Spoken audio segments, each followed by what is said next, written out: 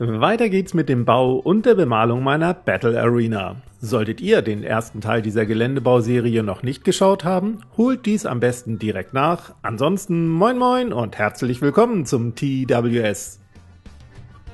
Schnappt euch für den nächsten Bastelschritt eines der Mauersegmente, um es mittig zu teilen. Zeichnet dafür an den langen Seiten die Mittelpunkte ein, um das Segment entlang dieser Markierung und somit mittig durchzuschneiden. Nachdem nun alle Bauteile soweit zugeschnitten sind, checkt bei den Treppen die Passgenauigkeit bzw. Bündigkeit. Vermutlich dürften nämlich einige Stufenbauteile überstehen oder zu kurz sein, da sie aus unterschiedlichen Hartschaumstücken zugeschnitten wurden. Denn da alle Maße und Winkel manuell eingezeichnet wurden, sind solche minimalen Abweichungen leider nicht zu vermeiden.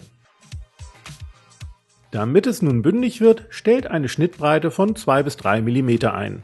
Drückt die Stufenbauteile an das Mauersegment und richtet alles nach rechts hin bündig aus, indem ihr ein flaches Bauteil zur Hilfe nehmt.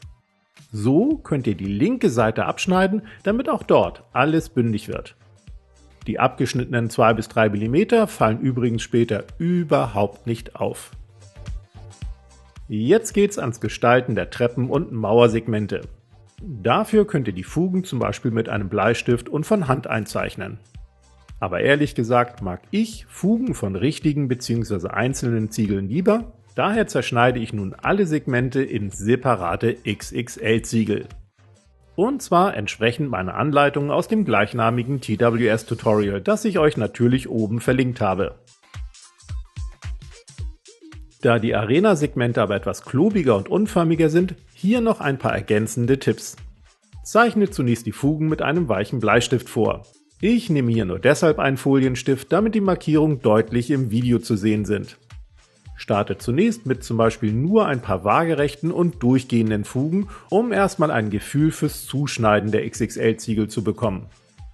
Dann folgen die senkrechten Fugen. Oder ihr mixt waagerechte und senkrechte Fugen, so wie hier.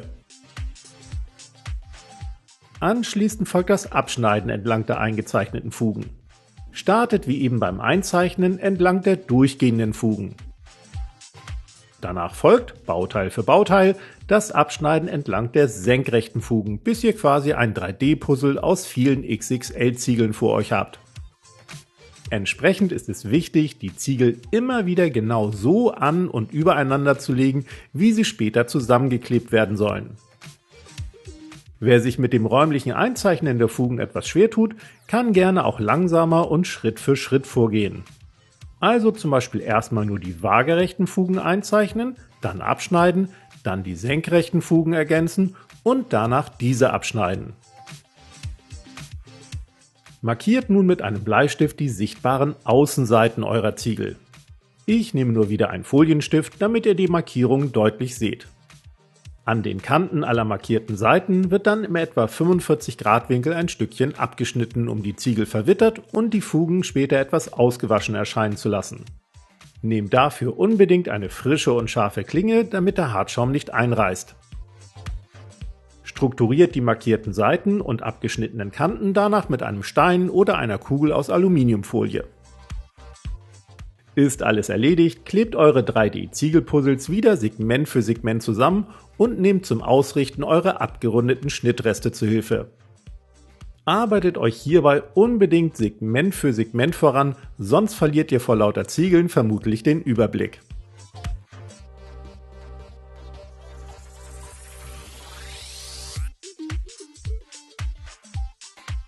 Um die Ziegeloptik bzw. den Look eurer Arena noch etwas aufzulockern, könnt ihr ganz nach Geschmack noch Zwischen- und Endstücke mit Balsaholz basteln. Raut dafür 8 mm Balsaholz-Eckleisten auf und schneidet sie zu.